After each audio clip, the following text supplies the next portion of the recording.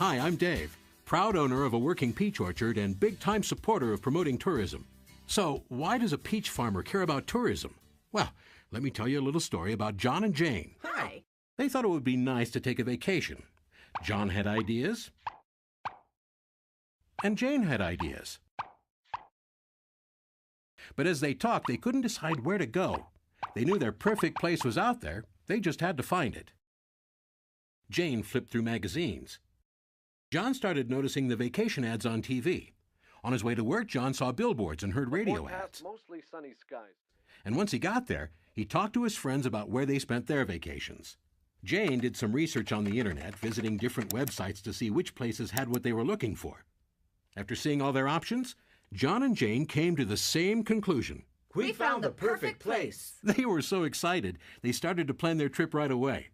After booking their flights, John was eager to line up some things to do in the perfect place. So he visited the Perfect Place's website, watched a video, checked out the hotels, bought tickets to a ball game, and signed up for the Perfect Place's e-newsletter especially for visitors. Jane called the toll-free number and spoke to a nice lady who told her everything she needed to know about the Perfect Place. Jane also got the visitor's guide, which helped her learn what theater productions were in town, where to eat, and other things to do in the Perfect Place. So, John and Jane had explored their options, booked their travel, and planned their vacation. They packed their bags and off they went. End of story, right? Actually, this is where the real story begins, because what do you think John and Jane do when they get to the Perfect Place? Guess what? They spend their money. They spend their money on their rental car, in their hotel, seeing the attractions, enjoying outdoor activities, shopping, and dining out. They're happy they came to the Perfect Place. Woohoo! You know who else is happy?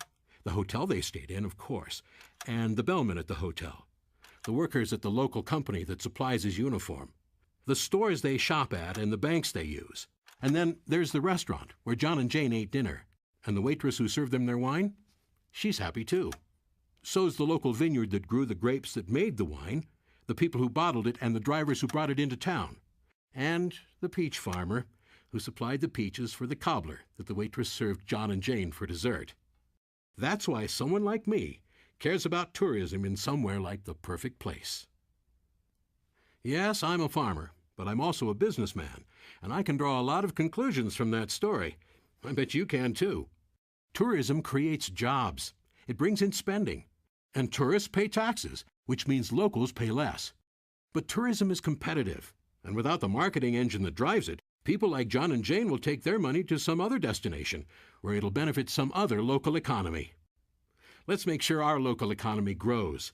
Let's feed it, nurture it, help it along, so it becomes strong, healthy, and delicious.